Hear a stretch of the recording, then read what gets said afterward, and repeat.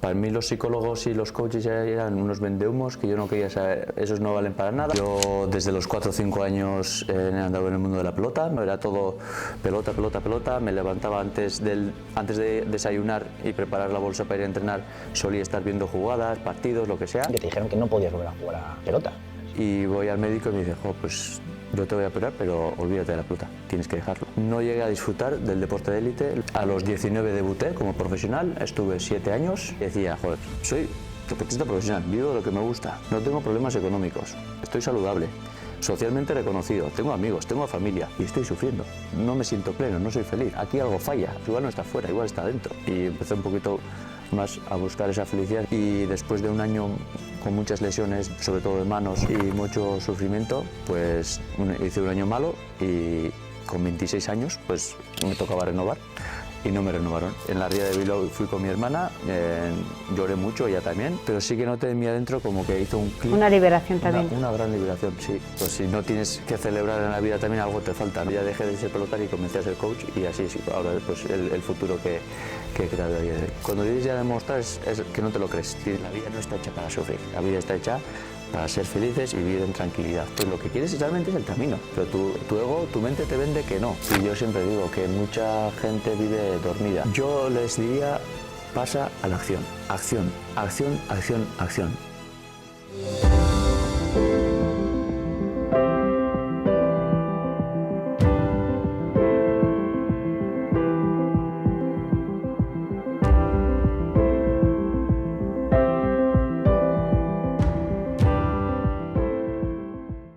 Bueno, bienvenidas, bienvenidos a otro episodio de La Voz Directiva. Hoy tenemos con nosotros a Asier Arteaga. Buenas tardes. Arratsalde, buenas tardes.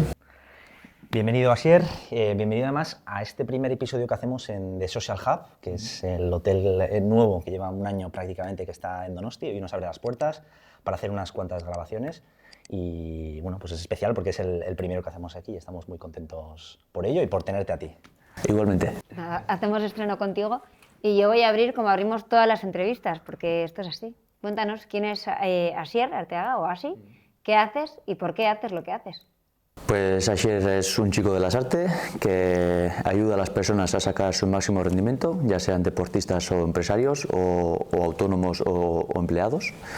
Y básicamente lo que hago es encontrar la satisfacción interna de la persona, que la persona se sienta bien en su día a día, que se encuentre saludable tanto físicamente y emocionalmente, para que luego pueda rendir a su máximo rendimiento, ya sea en el deporte o en su trabajo o en sus distintas áreas de la vida, y así poder materializar esos objetivos que se ha puesto. Claro, pero tú no has sido siempre coach como eres ahora, ¿no? O sea, tú empezaste siendo pelotari. Eso es. Yo desde los 4 o 5 años he andado en el mundo de la pelota. Mi padre fue pelotari profesional durante 15 años, entonces desde pequeñito he mamado eso. A los 19 debuté como profesional, estuve 7 años, el contrato se terminó antes de lo que yo creía, porque mis planes de vida eran ser durante más años posible pelotari profesional, y después había estudiado para ser profesor de educación física, ya tenía los estudios, había sacado IBEF, todo estaba...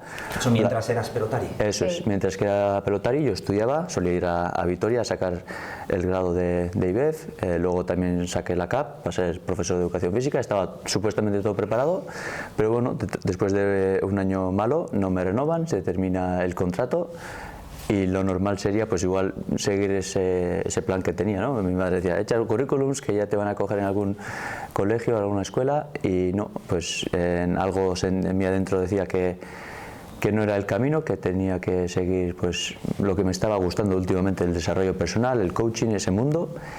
Y me formé para eso y a día de hoy estoy aquí ayudando tanto a deportistas y a personas. ¿Y cómo descubriste un poco ese mundo, ¿no? Porque dices, ya me estaba picando ese mundillo, pero ¿cómo lo habías descubierto? Pues en el 2018, yo debuté en el 16, el primer año sufrí, era muy autoexigente conmigo mismo, tenía mucha presión, me presionaba mucho, no llegué a disfrutar del deporte de élite, luego en el 17 quedé campeón tanto del individual y del parejas en segunda categoría, y en el 18 supuestamente ya estaba jugando contra los ídolos de mi infancia, ya estaba en primera. Y ahí decía, joder, cuido la alimentación a tope, cuido mis entrenamientos, tenía un preparador físico a tope, pero no trabajaba la parte mental. Y decía, pues igual a ver si con esto consigo ya mantenerme aquí y estar aquí durante muchos años. Y contraté a Joseba del Carmen, que es el coach de Jon Rahm, del golfista Jon Rahm, y de otros muchos empresarios también. Y le contacté a él y bueno, se me abrió otro mundo que me gustó en aquel entonces inconscientemente más de lo que yo creía, porque yo hasta entonces estaba como obsesionado con la pelota, ¿no? Era todo pelota, pelota, pelota. Me levantaba antes de desayunar y preparar la bolsa para ir a entrenar, solía estar viendo jugadas, partidos, lo que sea. Y inconscientemente a partir de ahí pues me levantaba antes, pero no para ver partidos de pelota, para leer libros, para indagar en mí, para qué estoy aquí, por qué hago esto, por qué soy pelotario, no, muchas preguntas que me venían. Y yo digo que en aquel entonces no me daba cuenta, pero ya dejé de ser pelotario y comencé a ser coach, y así es ahora pues el futuro que he creado a día de hoy. ¿Y eso empezó un poco a picarte o cuando le contrataste en el 17 ya? En el 18, 2018, sí.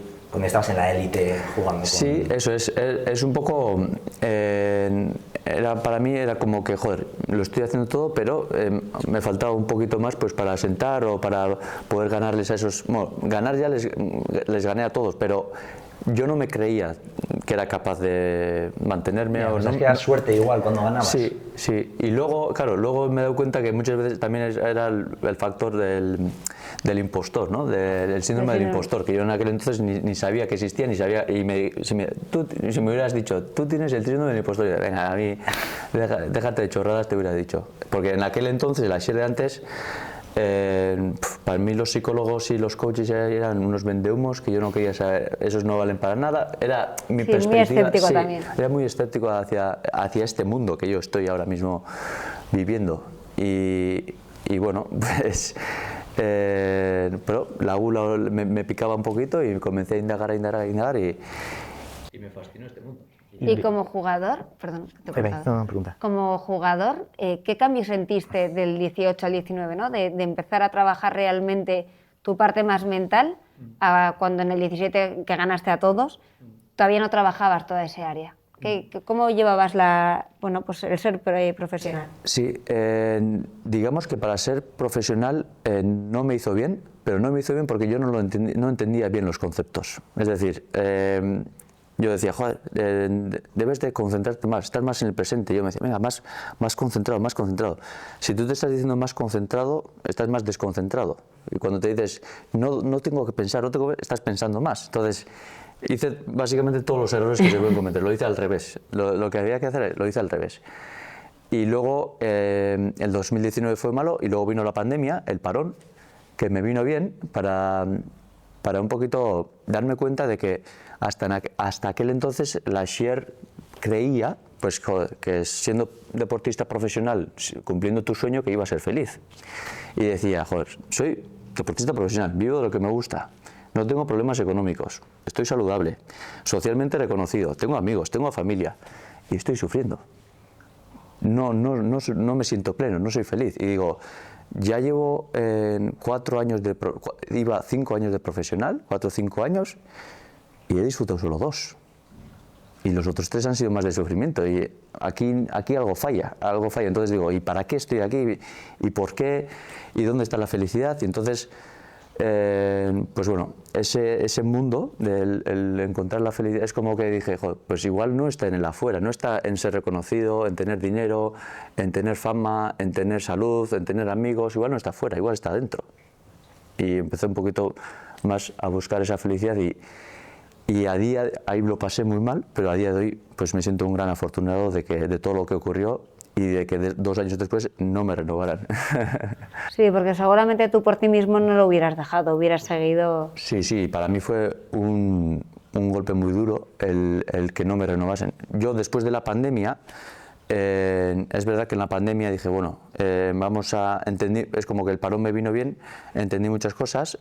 En aquel momento estaba en segunda, en lo más bajito, y el primer campeonato que jugué volví a ganar, el individual. O sea, gané el segundo otra vez, y entonces otra vez subí a jugar a primera el año siguiente. Pero ya me faltaba algo. No era suficiente porque decía, joder, otra vez estoy en primera, pero algo en mi interior ya había cambiado. O sea, que decir, no he encontrado un para qué real, para qué estoy aquí jugando, para qué estoy yo siendo deportista profesional. No lo encontraba y después de un año con muchas lesiones, sobre todo de manos y mucho sufrimiento, pues hice un año malo y con 26 años pues me tocaba renovar y no me renovaron. Y en aquel entonces fue un palo muy grande para mí. Me acuerdo, en la empresa era de Bilbao, en la ría de Bilbao fui con mi hermana, lloré mucho, ella también. Pero sí que noté en mí adentro como que hizo un clic. Una liberación también. Una gran liberación, sí. Tenía el Asier de antes, el de antaño, siempre decía yo, sin la pelota no puedo ser feliz. Entonces, si tú pones algo, un objetivo, ya sea el ser profesional, el ser padre o el tener una empresa antes de tu felicidad, tú vendes tu felicidad por ese objetivo. Eso quiere decir que hasta el día que lo consigas tú no vas a ser feliz. Y sí fue un momento muy duro, pero es como que toqué fondo y hice un clic y a partir de ahí comencé pues a crear la vida que yo realmente deseaba o que quería. Bueno, y un poco paradójicamente pensabas que no era posible ser feliz sin ser pelotari y precisamente dejar de ser pelotari es un poco lo que te ha dado la felicidad, lo que te ha permitido conocerte o escucharte. Eso es, porque una vida yo creo que plena es cuando tú no tienes miedos. Si tú dices que quieres ser pelotari para ser feliz, estás poniendo ese objetivo y a la inversa estás creando el miedo. Ahí si no lo consigo, ¿no? Y en mi último año, por ejemplo, yo ya veía que mis resultados, yo era muy consciente de que no estaba rindiendo a mi máximo nivel. Yo, pues, digamos que era muy realista, entonces decía, joder, debo exigirme más. Y me acuerdo, pues hacía dietas, ayuno, digamos, todo lo que se puede hacer perfecto de cada gramo de la comida que comía, de los entrenamientos que hacía, entrenamiento mañana y tarde, descanso, no salir, todo a la perfección. Pero ¿para qué era eso? Para realmente conseguir el objetivo, ¿no? De ganar el finde. Y si no ganaba, me frustraba. Joder, todo era una mochila, una carga. Si no ganaba, me autocriticaba más. Y era un sufrimiento que yo no era consciente, pero por suerte la vida me dijo, oye, que las cosas así no funcionan, que no es esto de más esfuerzo, más trabajo, más resultados. No funciona así la vida. Y eso, porque todo lo estaba haciendo desde el miedo a no ser renovado, miedo a no ganar. Y las cosas así no funcionan, las cosas cuando haces desde el amor, desde el deseo, cuando ya no necesitas ganar porque ya estás disfrutando del proceso, es cuando realmente llegan los resultados y materializas esos objetivos. Y es que además así, según tengo entendido, para llegar a la élite tú también habías pasado un bache muy gordo cuando te tuvieron que operar de las manos, ¿no? Que fue un ejemplo de resiliencia también, que te dijeron que no podías volver a jugar a pelota en un momento dado. Sí, con 16 años se me quedan a quedar blancos los dedos, no tenía riego sanguíneo por jugar a pelota y voy al médico y me dice, pues yo te voy a operar, pero olvídate de la pelota, tienes que dejarlo. Y en ese momento sí que fue muy duro para mí porque, joder, mi padre profesional, en la familia no se hablaba de otra cosa que de la pelota, ¿no? Y yo lo que decía, en aquel entonces Asier sin la pelota no era Asier, para mí era lo más. Mira, que estabas enfocado en también eso. tenías igual que demostrar, el querer, bueno, pues tener ese reconocimiento, esa aceptación. Eso es, y me apasionaba eso. Entonces yo siempre estaba pensando en eso, estaba viendo partidos y en cuanto me escuché eso dije, haz lo que quieras, pero yo voy a seguir jugando. Y me operó la mano, primero la izquierda, y me dijo, tienes un aneurisma, te puede echar, pues te puede ensuciar, es muy peligroso que sigas compitiendo porque se te puede obstruir cualquier otra vena, lo que sea. Y yo, pues no le hice caso y seguí entrenando con la derecha. Y tenía esto vendado con la operación, y yo seguía, y el médico tenía razón, y entonces a los 4 meses supuestamente que tenía que estar ya la mano curada, pues me fastidié la otra. Entonces tuve que operarme de nuevo, ahora de la derecha, otros 4 meses. Y me dijo, espero que esto te sirva de aprendizaje. Eso es. ¿Pero la izquierda ya la tenías bien en ese momento? No para jugar, para hacer la vida normal. Supuestamente para hacer la vida normal. Entonces ahí sí que paré, izquierda paré. Y después de esos pasar otros 4 meses... Claro, pero qué duro parar ahí, ¿no? O sea, hay que decir que para ti también en ese momento... Sí, ahí pues eso, lloré mucho con mi padre y dije, bueno, mis padres, bueno, pues ya podrá ser otra cosa, la vida es... Pero yo no veía eso. No, pero para ti no había otro camino, No para había ti otro camino era... en ese momento. Y por eso luego te das cuenta que lo que tú ves y tú crees es lo que creas en la vida. O sea, cada uno vemos unas cosas, entonces tú te levantas a la mañana y te llegan unos pensamientos, y esos pensamientos te llevan a unas acciones y tú estás creando tu camino según tus pensamientos. Pero eso lo aprendí después. Y dije, bueno, pues después de ya 8 meses, pues yo solo empecé un poquito a tocar, y fue muy duro porque no podía y no podía ni tocar la pelota. Entonces ahí me acuerdo, yo pocas veces le he visto llorar a mi padre, pero un día fue ese día cuando vio que Asier no era capaz ni del cuadro 1 tocar la pelota, no era capaz. Y lloramos, y fueron esos momentos pues que sufres, no solo por ti, porque ves también que tu padre sufre, pero luego, pues poco a poco también, es que yo creo que la vida es así, si eres constante y no te rindes y tú estás con un objetivo de que tú crees en ti que vas a llegar, cualquier obstáculo, cualquier crisis es de, pues no sabía que iba a pasar esto para mí, pero yo tengo que llegar, yo voy a llegar. Y poco a poco en mi cabezonería pues volví y conseguí darle del 1 al 1. Y para mí eso era un gran logro, del 1 al 1. Pero lo que antes era una tontería, ¿no? Joder, ahora era... del 1 era una tontería. Para Sí, mí lo era hacía malo con jugar 4 años. un mal partido. Sí. Y entonces comienzas a agradecer, realmente a sentirte agradecido de todo lo que has tenido, de solo por jugar, que eres un afortunado por jugar, no por ganar títulos, lo que sea. Y luego del 2 al 2, del 3 al 3, y cuando conseguí pegarle del 3 al 3 ya le llamé a la Ita, mira esto, que ya del 3 al 3, y claro, él también una ilusión, y empezamos, joder, pues vamos a más, vamos a Asier, poco a poco que vamos a más, del 4 al 4, del 5 al 5, y así ya comencé a entrenar, y yo luego digo, pues las casualidades no existen, de repente aquí se hace en el antiguo, en Donosti, el campeonato más prestigiado, el más antiguo de toda Euskal Herria se juega aquí, en el antiguo, y yo, bueno, al ser de Lasarte me metieron como suplente. Pues hace un año este chaval estaba ahí en la elite, estaba jugando muy bien, pero no sabemos nada, pero bueno, de suplente. Casualidad, el actual campeón, el gran Joaquín Altuna, tuvo una lesión y no podía jugar, y me llamaron a mí para jugar. Y yo ya, pues era para mí, el solo jugar era la leche, el solo. Entonces empecé a disfrutar, ganamos el campeonato, y a partir de ahí gané creo que todos los campeonatos que había en el campo aficionado, no se me escapó ni uno. Eso era con 17 años, entonces con 2 años de aficionado, 19, y en 19 ya debuté en profesionales. Y Asier, decías antes que solo disfrutaste 2 de los 6 años, ¿no? Sí, 7. Los 7 años sí, 2. Uno fue ese. Sí, pero, o sea, eso fue antes de Sí, ser sí, profesional. sí, Luego, lo sé. de los 19 a los 26 estuve como profesional.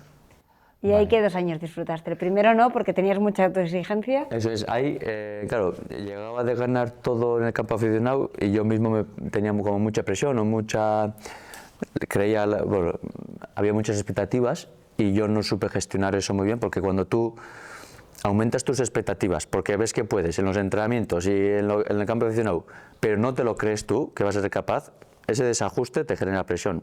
Si tú tienes en tu identidad, tú te crees bueno, es mejor tener expectativas, porque es como, yo voy a llegar ahí, ¿vale? Si no es como, yo tengo que demostrar. Cuando dices ya demostrar es que no te lo crees. Sí, el miedo a no estar a la altura, ¿no? Eso es, lo que tienes que hacer es mostrarte, tal cual eres, pero el demostrar ya habla de una presión. Y disfruté sobre todo cuando estás en progreso. O sea, del 17 que ya hice como un clic, solté toda la presión y comencé a ser yo, a jugar yo, a rendir en mi máximo rendimiento, es cuando llegaron los campeonatos. Luego vino otra lesión de las rodillas, me recuperé. Entonces, los 17 y el 2018 fueron de plenitud total, los años más felices en mi vida. Y luego yo siempre digo que la persona feliz es la persona que está en progreso, da igual en qué ámbito, ya sea en un negocio, ya sea en el deporte, ya sea en una relación de pareja, Si estás en progreso, vas a ser feliz. No es imposible que tú digas, joder, cada vez estoy mejorando mis marcas, estoy ganando más y no me siento satisfecho. O cada vez estoy generando más dinero, o mi empresa es mejor y damos mejor servicio y no estoy satisfecho. O mi pareja, cada vez nos comprendamos más, hacemos más planes, estamos mejor y no estoy satisfecho. El progreso y el equilibrio para mí son las claves de la felicidad. Sí, la sensación de estar creciendo, ¿no? Eso es. Sí, y de estar recogiendo también tu propio esfuerzo, ¿no? A medida, es un poco lo que decía él antes, si tú estás esforzándote cada día por ser mejor, me da igual en qué ámbito, y las cosas progresan, bueno, pues también tienes una autosatisfacción, un reconocimiento, bueno... Eso es, al final es tener una autorrealización, sentirte autorrealizado internamente y externamente, es decir, para mí lo más importante es el interno, el 60%, digamos, que tú te sientas bien contigo mismo, con todo el esfuerzo que estás poniendo, con tu compromiso, con tus valores, lo que estás aportando. Pero claro, tú muy bien, pero si no tienes también tampoco objetivos que consigues, el 40% digamos que es autorrealización externa también, ¿no? Pues que todo eso se materialice en los objetivos. Sí, pero un poco lo que te pasaba a ti también era eso, ¿no? Joder, me estoy esforzando, haciendo todo al 200%, lo mejor que sé, no lo siguiente, y luego pierdo un partido. Pues ahí es que, claro, ni siquiera te premiabas a ti mismo todo el esfuerzo que estabas haciendo. Te parecía insuficiente o bueno, es que no estoy consiguiendo el objetivo y ya por eso ya no merece la pena, no me merezco una palmadita, ¿no? Eso es, y al final lo que siempre digo, si no tienes que celebrar en la vida también algo te falta, ¿no? Por eso digo, para mí lo importante es lo que haces tú, quién eres tú como persona, pero también es importante ese 40% de lo que logras, de lo que ganas, del hacer. Uno es lo más importante el ser, cómo te sientes tú como persona, pero luego también esa parte de los logros. Y entiendo que también saborear las victorias, ¿no? Porque en un momento dado de autoexigencia máxima, lo que puede pasar es que tú ganes el partido o el campeonato de turno y ya estés pensando en el siguiente y no estés disfrutando de que has ganado ese partido. Eso es, porque date cuenta que cada vez que tú ganas algo, ya es pasado. Y nadie está pensando en ti. Entonces hay que saber disfrutar de esos momentos también, pero el objetivo tiene que ser mucho mayor. No ganar un campeonato, no generar X dinero al mes, no tener una pareja, porque date cuenta que en el momento que tú consigas eso, tu mente ya va a comenzar a poner otro objetivo, o algo que te falta. Entonces, si estamos constantemente esperando a ser felices o disfrutar cuando ganes, cuando consigas algo, en ese momento, ese instante ya ha pasado y ahora ya otra vez necesito otro objetivo y hasta que no lo cumpla no soy feliz. No, sé feliz, disfruta del momento, o sea, feliz en el camino y luego esos momentos de dopamina, de disfrute, pues se saborean mucho más. Sí, eso me recuerda, por ejemplo, al caso Andrés Iniesta. Me acuerdo cuando ganó el sextete el Barça en 2010, creo que fue, que ganó el Mundial también con España y todo, y dijo que en un momento dado, cuando llegó en la pretemporada al entrenamiento, decía que se sentía vacío, que había ganado todo, y que no sabía por qué, porque lo tenía todo en la vida, pero entró en depresión. Y fue un poco por eso que dices, que no sabes valorar a veces lo que consigues, porque igual piensas que estás toda tu vida dirigiéndote a conseguir lo máximo en tu sector o lo que sea, ¿no? Sí, yo creo que es algo que pasa especialmente en el deporte de élite. Yo creo que los deportistas en general tienen un poco ese foco puesto, como decía así, en el campeonato, ¿no? En el hay que ganar y tal, y no tienen tanto foco puesto pues en un objetivo vital o en algo un poco más ambicioso o más a largo plazo o fuera de una competición, ¿no? Entonces yo creo que es muy común lo que dices. Sí, yo creo que la clave está en que no ancles un objetivo a un objetivo gótico, que de pequeño nos enseñan a todos a cumplir metas, tienes que ser esto, el éxito es esto, está ahí, al llegar, lo que sea. Si tú pones como objetivo en cualquier área, si tienes una empresa, joder, cumpliré con mi objetivo, seré feliz cuando genere tanto. Si tú estás trabajando por dinero, ¿sí? Llegará un momento que vas a generar ese pico que tú has tenido y dirás, vale, y creía que aquí estaba feliz, pero ¿y ahora qué? ¿Y ahora qué? Necesito más. Si entras en necesidad, la persona que está en necesidad jamás es feliz. Es como la persona que dice, me voy a poner ahora bien físicamente para el verano para que me vean bien. Es un objetivo egótico y tú tienes que entonces esforzarte, es mucho esfuerzo de dieta, de alimentación para el verano, para que me vean bien.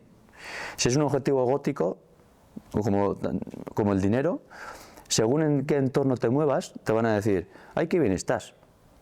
Si estoy bien, ¿qué motivación tengo yo para mañana ir a entrenar? O ¿cuánto ganas? 10.000. Qué poco. Joder, entonces, o ya está, es mucho, entonces me relajo. O según lo que te digan... Además, eso no tiene límite, porque siempre te comparas con gente que tiene más. Ahí estás, porque los demás, igual otro te dirá, pero si estás fatal, te veo un poquito... Claro, entonces entra la frustración. O si estás generando poco, entonces dependes de los demás para que tú vayas a trabajar o no, o para que tú te sientas lleno o no. Pero ahí estamos en un problema de educación que lo tenemos un poco todos de base, de cómo nos han enseñado de chiquis también a todo lo que importa, el entorno, el qué dirán, el contexto y no tanto el escucharnos y el decir qué quiero, cómo soy feliz, qué me llena. Eso es, porque si tú anclas cualquier objetivo que tengas en la vida a un valor tuyo, tú no cambias tus valores. Por ejemplo, la persona, en vez de poner el objetivo en verse bien físicamente, si lo ancla bien y lo siente a un valor suyo, por ejemplo, si es la salud, esa persona jamás se va a cansar de cuidar su salud.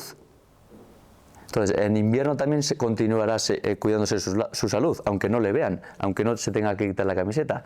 Seguirá yendo a entrenar, seguirá cuidando su alimentación y esa rutina le hace sentirse bien. No es para que a mí me digan que estoy bien o lo que sea. O la persona que os he dicho, si tú vas a trabajar o quieres crear una empresa para ganar tanto, dependes de los demás, tú sentirte valioso o realizado o no, pero si tú tienes ese empleo o esa empresa para ayudar a los demás, tú jamás te vas a aburrirte de ayudar a los demás, porque te sientes pleno. Entonces, son motivaciones intrínsecas que realmente... Es que esa es la clave, yo creo, intrínseca, o sea, que depende de ti. Eso es, te hacen ser constante. ¿Por qué te hacen ser constante? Porque estás disfrutando del proceso. Tú jamás vas a querer dejar de hacer algo que te hace disfrutar. La obligación, el esfuerzo, la disciplina, pues sí te va a cansar, pero tú si estás constantemente sintiéndote realizado por hacer lo que haces, el éxito ahí está asegurado, porque ya el mismo proceso es exitoso.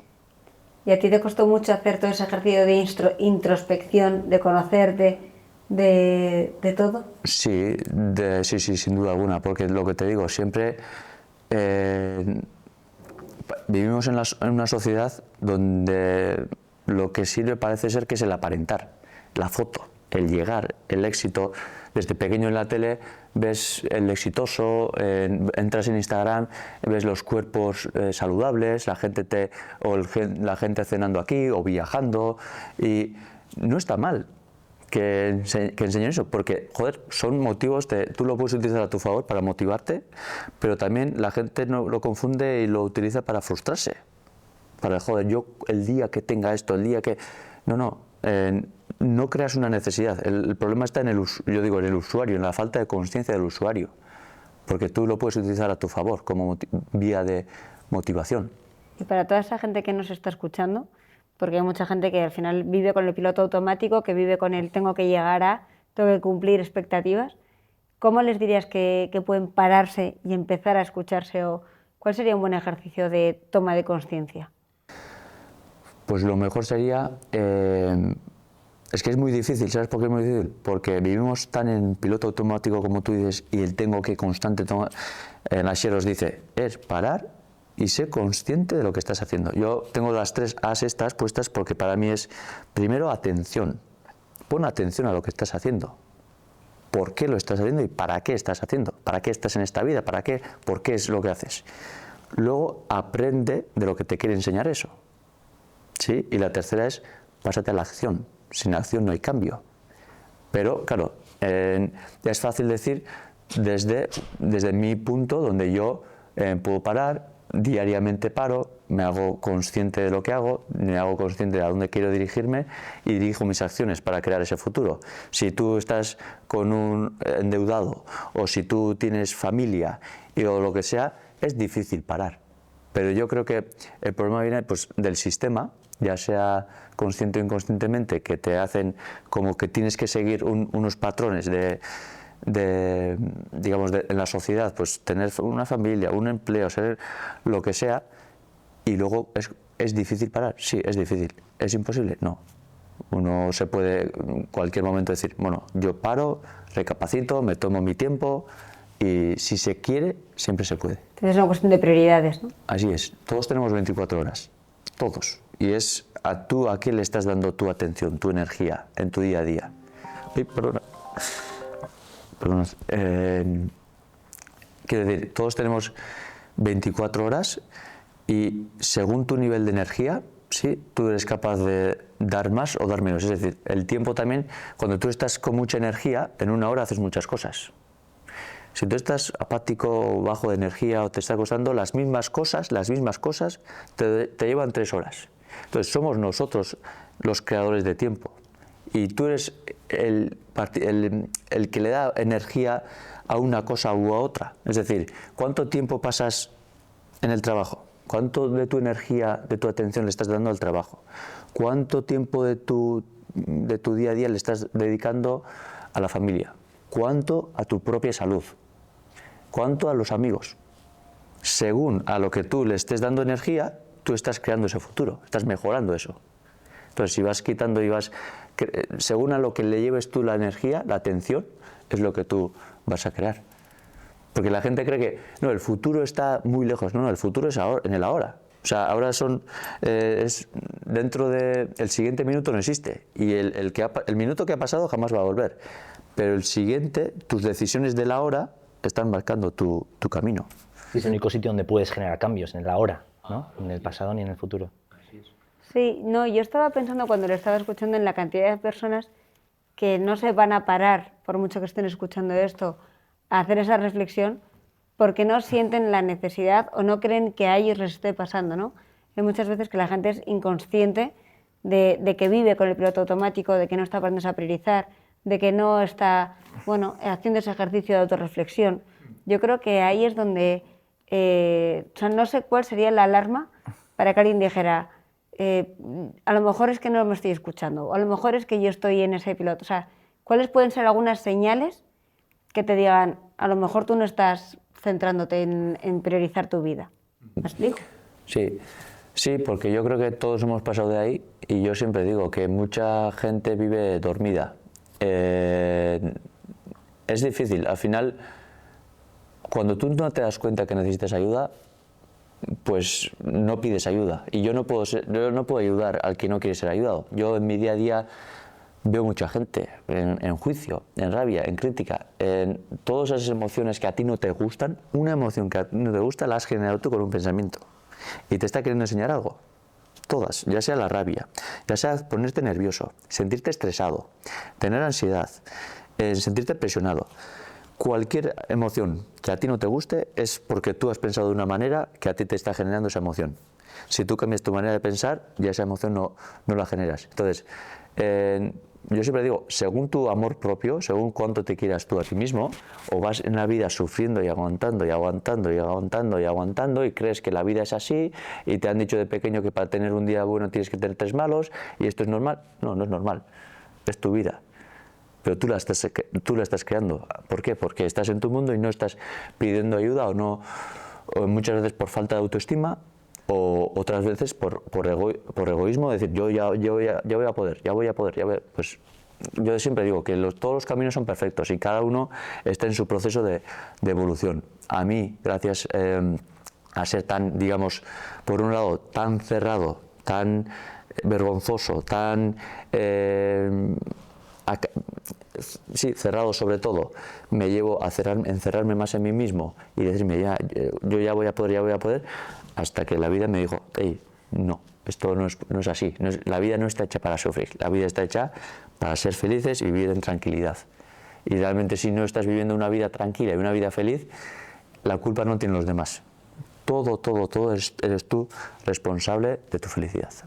Sí, no está hecha para sufrir, pero incluso del sufrimiento se pueden sacar cosas buenas, ¿no? Siempre. A mí me gusta mucho el libro de Viktor Frankl, El hombre en busca de sentido, es mi libro favorito, que habla de eso, de cómo él, que fue a los campos de concentración, estaba en Auschwitz y en alguno más, y él dijo, joder, el hombre, o sea, el ser humano no es libre de las circunstancias, pero sí es libre de cómo interpretar las circunstancias. Y él interpretó esa situación como algo para aprender, un poco lo que dices tú, y pasar a la acción para servir a los demás, para enseñar a la gente cómo puede, incluso en los momentos más difíciles, sacar algo de esperanza, ¿no? y una vocación de servicio.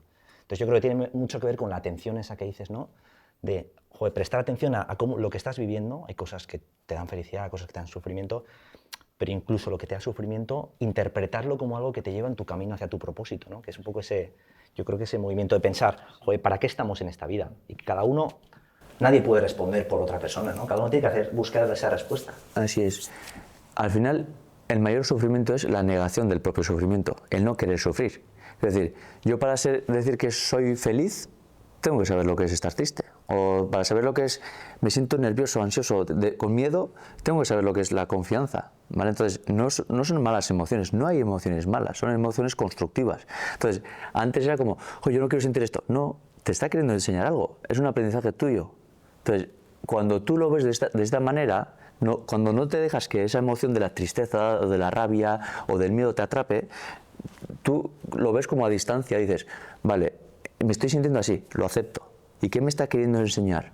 ¿Cómo estoy yo interpretando qué me estoy diciendo? ¿Cómo estoy interpretando lo que ha ocurrido?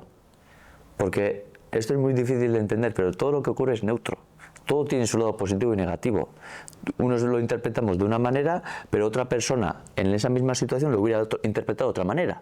Entonces, el sufrimiento lo generas tú según cómo lo estás interpretando tú. Entonces, cuando tú cambias tu interpretación, cambia el sufrimiento, ya sueltas ese dolor y vuelves a estar bien. Entonces, siempre hay algo que te quiere enseñar ese sufrimiento, que es aprendizaje o oportunidad de mejora. A mí, sin duda, eso es lo que más me costó aprender. Yo hice también mucho tiempo pues, de trabajar, de terapia, de historias, y decían lo mismo, y al principio era como, ¿cómo que son neutros? Pues no, pues esto que me ha pasado es una putada, o estoy enfadada porque me ha hecho esto y tengo razón para estar enfadada. Y al final el entender, el aceptar todos los sentimientos y coger perspectiva, que muchas veces es lo complicado, es un ejercicio que por mucho que te lo digan no lo entiendes hasta que lo entiendes. De repente, cuando un día haces clac y dices, anda, pues de repente lo entiendo.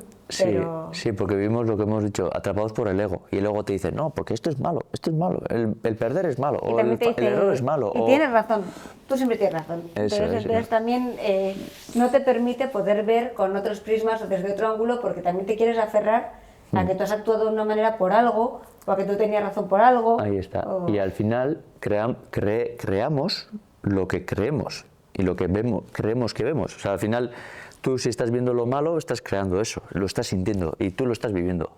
Y mi trabajo al final es eso, ¿no? La persona que está viendo algo como negativo, darle que haga ese clic, ostras, y que la misma situación vea como una oportunidad de mejora. Porque entonces es cuando genera desde la misma situación, wow, entusiasmo, motivación. Y ya la situación es, joder, gracias a que me ha ocurrido esta situación, yo puedo mejorar de aquí. Y, por ejemplo, así, en un caso real, ¿no? De un deportista, un pelotari en este caso. Imagínate, claro, que el pelotari, que es un deporte individual, o sea, cuando juegas en parejas, ¿no? Pero cuando estás individual, en el deporte, pues como el tenis, ¿no? Imagínate que estás en un partido, tú has hecho todo lo que tenías que hacer, te has preparado perfectamente, has entrenado como tenías, has llevado la nutrición como tenías que hacerlo, y de repente estás en el partido y de repente llevas 8 puntos seguidos fallados. Claro, ahí te entra el pensamiento de frustración, de rabia, incluso contigo mismo, ¿no? Y dices, joder, pero qué tonto soy, ¿no? Un poco eso. ¿Cómo se gestiona eso? ¿Tú qué recomendaciones le das a esa persona que entra en ese bucle negativo? Sí, recomendaciones que igual tú en ese momento no supiste o no tenías porque las has aprendido después, pero ahora sí les acompañas. Sí, lo primero de todo, trabajamos, lo que digo es, da igual lo que tú hagas, es desde dónde lo estás haciendo. Si estás haciendo las cosas que estás haciendo desde el amor, es decir, desde el disfrute de hacerlo, tú no necesitas ese resultado porque tú sientes que se va a dar. Si tú estás haciendo desde el tengo que, estás haciendo desde la presión. Entonces ahí estás haciendo desde el miedo y es posible que comiences a perder en 8-0. Si tú todo el trabajo que has hecho lo has hecho desde el amor, tú no estás pensando en el esfuerzo que hayas puesto, porque no ha sido un esfuerzo, ha sido un deseo tuyo. Y en el 8-0 tu mente continúa pensando en el siguiente tanto que va a hacer, porque el 8-0 ya es pasado.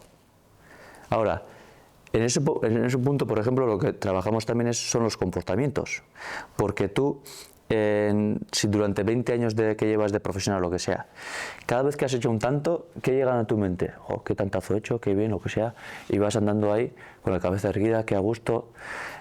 Si cuando fallas, el deportista normalmente comienza a rehabilitarse, se mete abajo.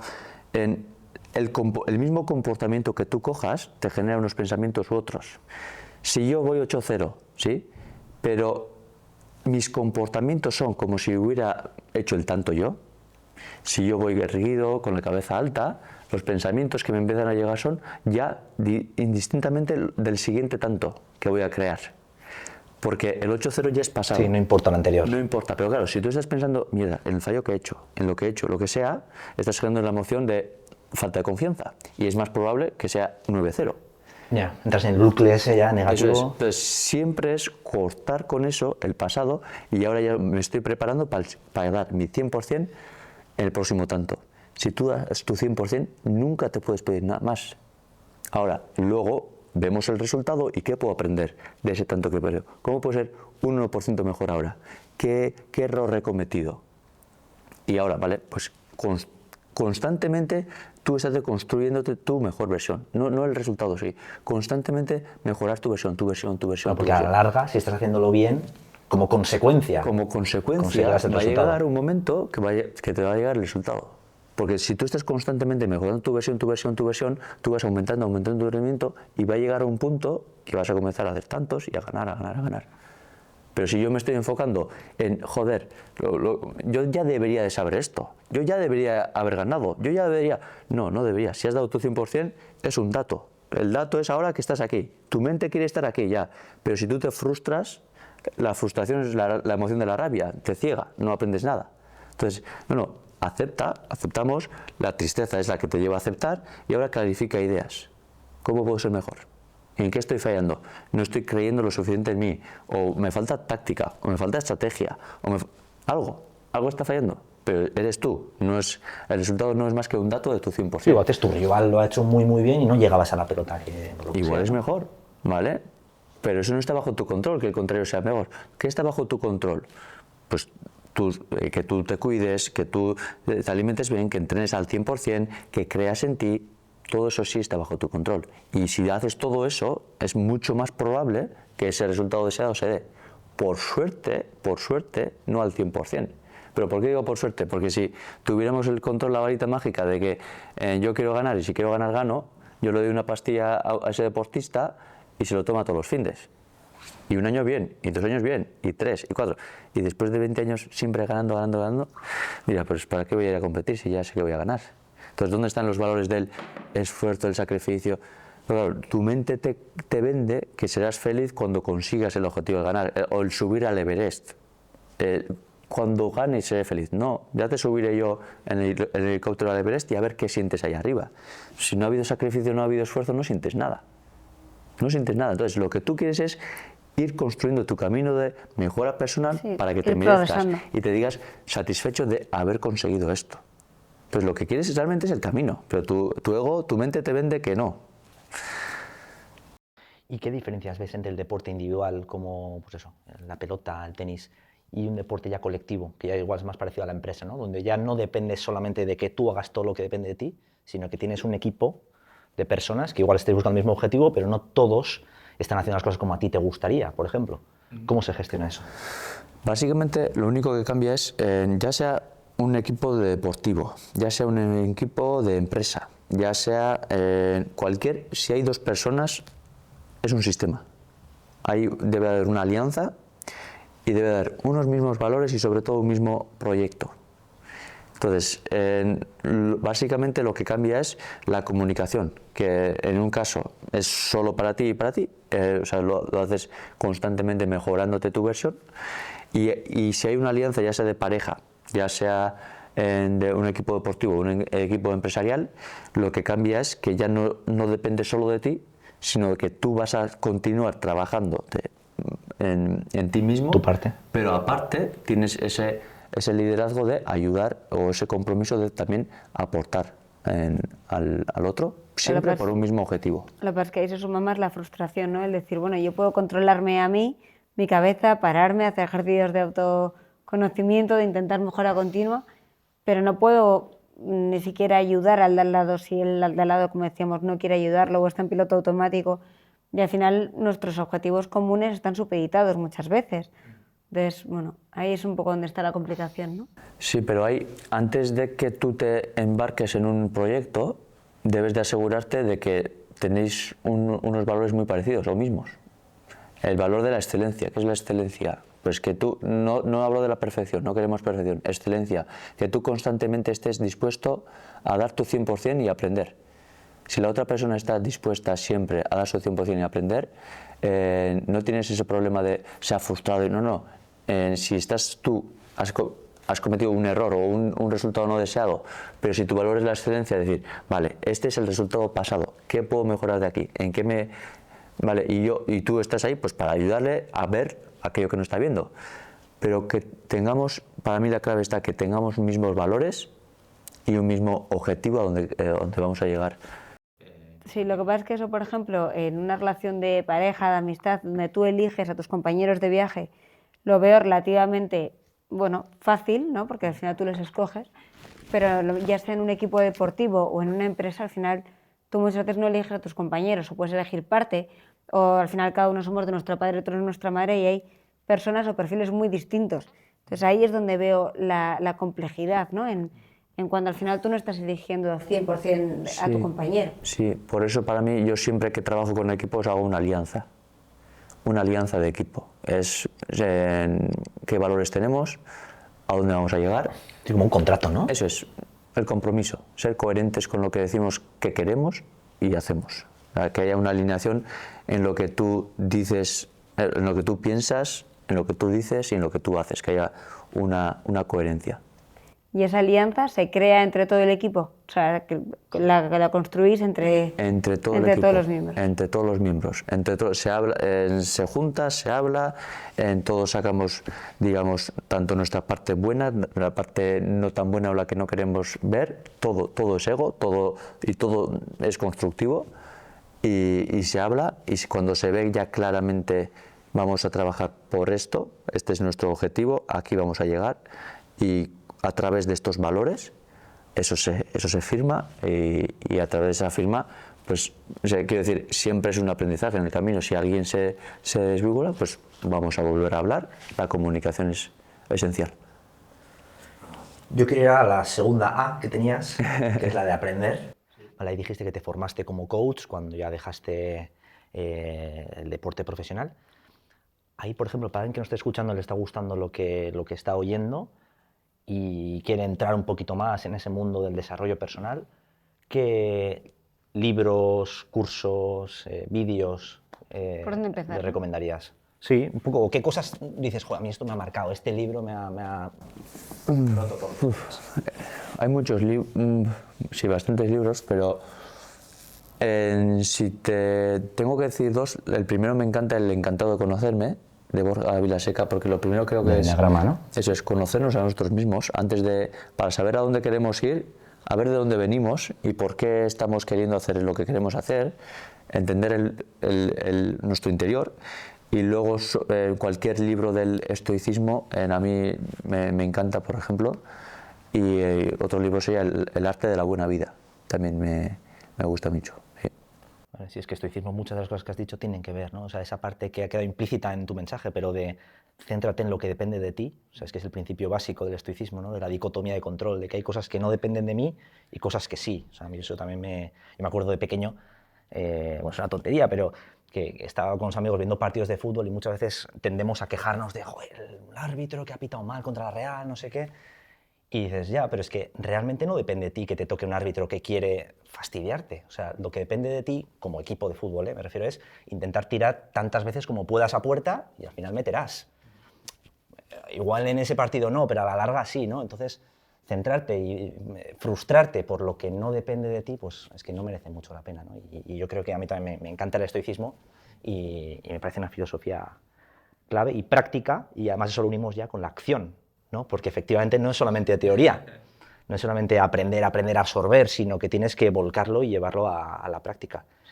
Y ahí también es importante el tema de los hábitos, ¿no? Entiendo, para conseguir esa disciplina, que muchas veces no tengas que pensar todos los días, hoy tengo que ir a entrenar a las 7 de la mañana o lo que sea, y que te supone un esfuerzo. En el momento que lo conviertes en un hábito, no cuesta tanto, ¿no? Así es, así es. Yo creo que hay unos valores, ¿no? Que cada uno de nosotros tenemos unos valores y debemos de vivir en paz con esos valores. No hay ni unos mejores que otros. Yo siempre digo, a mí los valores que me dieron fueron, digamos, el ser trabajador o el esfuerzo, luego el valor de la humildad y el valor de la constancia. Son los que a mí me inculcaron mis padres. En aquel entonces igual no los entendí muy bien. Por ejemplo, la humildad para mí era el que estaba abajo, o el que se callaba, o el que no decía, ese era el humilde, el que perdía, y yo siempre en las películas estaba a favor del que había perdido pero era buena persona, ¿no? Luego lo resignifiqué todo, porque digo, ese valor, por ejemplo, de la humildad, claro, si tú eres el que ha perdido, y eso te lleva a ser, supuestamente, a mi manera de entender, a ser buena persona, en el deporte de élite o en la empresa, tú si quieres ser el mejor, tienes que destacar. Claro, pero para mí el destacar era como, si veía a alguien destacando, yo siempre criticaba a Cristiano, por ejemplo, a Cristiano Ronaldo, porque estaba destacando, y ese no es humilde, ese no, o sea, claro, pero si tú quieres ser el mejor, si tú quieres realmente, y por ser el mejor no eres ni peor, ni ni peor persona. Pero ahí hay muchas contradicciones que te generan el miedo al éxito, ¿sí? El miedo a destacar, ¿qué dirán de mí? ¿Por qué? Porque ya estoy dejando de ser buena persona y tú jamás vas a querer dejar de ser buena persona. Entonces, luego lo resignifiqué y hoy en día para mí humildad es estar al servicio de los demás. Da igual la persona que sea, yo estoy dispuesto a ayudarle. Entender que cada uno tiene sus razones, ni mis razones son mis verdades porque a mí me hacen bien y tú tienes tus razones y no son ni mejores ni peores, y luego el siempre estar dispuesto a escuchar y a ser ayudado también. Y para mí eso es hoy en día la humildad, pero hay unos valores, pues eso, claves como la humildad, el ser constante. Pero al final, lo que tú has dicho, yo tengo mi rutina diaria y a mí no me cuesta, es que yo soy feliz porque la he creado yo, pero yo se lo cuento mi rutina igual a otra persona y dice, uff, eso es muy duro. Y no, para mí no es duro, para mí no es nada duro. Bueno, pero en eso sí que el perfil, yo no lo sé, pero el perfil de empresario, de persona, de trabajador, por decirlo de alguna manera, y el deportista, yo creo que ahí está principalmente una de las grandes diferencias, ¿no? En que a lo mejor, bueno, pues porque también el trabajo es un poco, o se ha creado así como una obligación y como una necesidad, y el deporte al final es una vocación, una afición, algo que has querido destacar y tomarte como, bueno, pues como deportista profesional, pero ha sido una decisión más personal. Sí que es verdad que son caracteres que están dispuestos a coger esos hábitos, esa constancia, y le cuesta quizá menos y también tiene menos queja que a lo mejor, pues eso, alguien que simplemente tiene que ir a trabajar y tiene ciertos hábitos en su día a día, pero a lo mejor porque no lo siente como decisiones, también tiene más esfuerzo o le cuesta más, ¿no? Hombre, sí, porque habéis entrenado, o sea, todos los que son deportistas de élite, o yo tengo varios amigos que no han llegado a la élite como tal, otros sí, pero que son súper currelas en su trabajo, pero porque lo han entrenado desde pequeños, preparándose, ¿Sí? O sea, es una escuela de vida de alguna manera el deporte, ¿no? Para vosotros. Sí, el deporte te da unos valores que realmente luego, si tú lo aplicas en tu día a día, pues es que esos valores son para mí fundamentales para tener una vida feliz, y eso está a nivel científico también comprobado, que los deportistas son capaces de hacer aquello que deben cuando no les apetece. Claro. Eso se entrena, entonces la persona que yo siempre digo, una persona, todos somos iguales y todos tenemos la misma esencia, pero estamos diferentes, digamos, reprogramados o enseñados de diferente manera. El deportista desde pequeño ha hecho lo que le ha gustado, le ha apasionado eso. Entonces, con eso se ha generado más autoconfianza, más autoestima. En otra persona que no ha hecho tanto deporte, no se ha creído capaz de vivir del deporte, lo que sea. Entonces, ha sido más, pues bueno, reprogramado a ser un empleado, lo que sea, al tienes que, a tus obligaciones. Y realmente no es así. O sea, quiero decir, el sistema educativo actual para mí está obsoleta. O sea, hace 100 años pues tenía su sentido pues porque la gente en la mayoría vivía del primer sector agrícola, muchos eran analfabetos, entonces bueno, necesitamos gente para la industria, para el segundo sector. Entonces tiene sentido que entras en un trabajo a clase a las 8 de la mañana. ¿Qué es lo que haces? En hacer lo que te dicen, que tú escucha esto y haces esto. Ejecutar, solo ejecutar. No te dan la capacidad de decir, ostras, de imaginarte, de inspirarte, de empujarte a ti mismo. Entonces, luego es muy difícil que sales de la universidad y ¿cómo vas a crear tu propia empresa o tu propio negocio? Y sin hablar de que en economía no sabemos nada de lo que es el IRPF, el IVA, cómo crear una empresa, que no estamos todos hechos para crear una empresa o para ser deportistas, claro, pero por lo menos ten la oportunidad, la sabiduría de así es como se crea. No, yo prefiero ser empleado. Perfecto, no hay problema. No te dan la oportunidad. No te dan la oportunidad. La mayoría es empleado porque le han dicho que tiene que actuar así o porque no es capaz de ver la realidad de otra manera. Sí, incluso habilidades como hablar en público, ¿no? Y presentar, que yo creo que ahora igual cada vez más, ¿no? En los colegios sí se enseña, pero son herramientas clave para la vida. Vale, Asier, pues bueno, vamos a ir hacia el final. Vamos a hacer el juego de las tarjetas que tenemos esta temporada. Entonces, bueno, como te he dicho antes fuera de cámara, lo que hacemos es, todos los invitados que han ido pasando durante esta temporada y las anteriores, cada uno de ellos, y a ti te pediremos también, nos han puesto 3 preguntas, ¿vale? 3 tarjetas cada uno. Entonces vamos a hacer un poco así mix y vas a coger una y vamos a ver. Si es una pregunta difícil, me voy a acordar el resto de ese nombre. Me voy a acordar. Hay alguna que es un poco más difícil. Te dejamos que cambies. Ha pasado a veces que la conversación que teníamos tenía mucho que ver luego. Bueno, de momento nos ha pasado en todas, creo. Sí. Casualmente, pero bueno. Vamos a ver. Nos lo ha visto todas, no deberías. Esta misma, venga. Sí, nosotros ya leemos si quieres. Nosotros. Elige la carta, toma. Ya. Bueno, pues Natalia Oliver, no sé quién es, ya lo siento. Natalia Oliver, sí, de la empresa Enol, que están en Navarra, y es una conversación que tuvimos en la segunda temporada, que estuvo ella y su hermano, y súper interesante también para quien nos está escuchando, para que la vean. A ver qué pregunta. ¿Qué valores personales guían tus tomas de decisiones más difíciles como líder? Mira, más o menos has respondido, pero... Sí, para mí los valores fundamentales son, digamos, la excelencia, el que tú estés dispuesto siempre a dar tu 100% y a aprender, un 1%, la excelencia, y la otra sería la salud. A mí, si yo como líder voy a liderar un equipo como estoy haciendo actualmente, para mí es muy importante la salud de los que trabajan conmigo, es decir, su salud corporal, que vengan a trabajar para mí salud es energía, con entusiasmo, con ganas, y salud también emocional en sus relaciones, cómo está en las relaciones con las personas, qué relaciones tiene, cuáles son sus hábitos en relación con el dinero. Un empleado endeudado para una empresa es un problema porque va a ir por obligación a trabajar, no por deseo. Entonces, para mí, los valores los más importantes para mí son la excelencia, la salud, y la otra sería la autenticidad.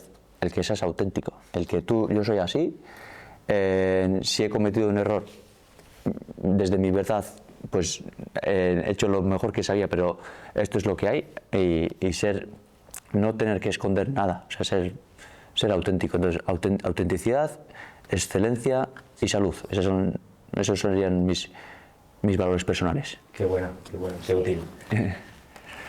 Vale, pues y ya la última pregunta. Sí, yo te iba a pedir, como cierre, alguna conclusión, no conclusión, un mensaje que te gustaría que le quedase a la gente que nos está escuchando, ¿no? Ese que dices, llévate esto, ¿no?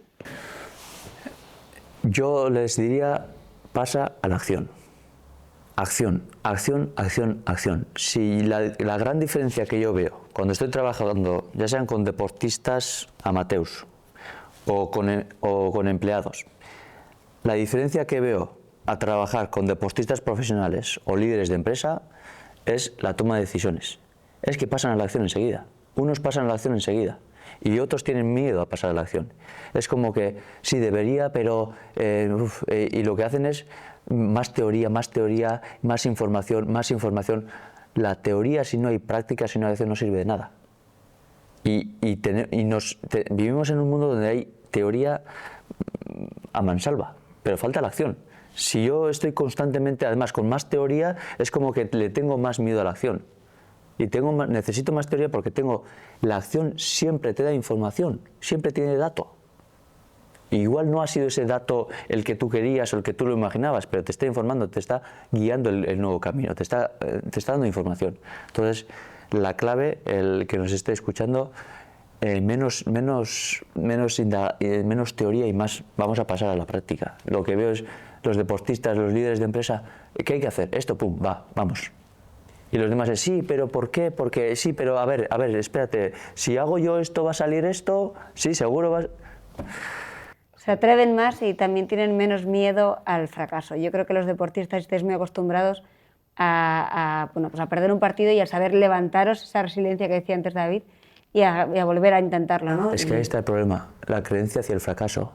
Para mí el único fracaso es en la falta de acción. El error es el no accionar. Total. Ese es el error es información. El supuesto error es información. El mayor fracaso es la falta de acción. Pues oye, ojalá les quede claro, se pongan las pilas, empiecen a escucharse y a actuar. Sí, o sea, muchísimas ideas valiosísimas, o sea que eskerrik asko. Eskerrik asko por la invitación. Eskerrik asko.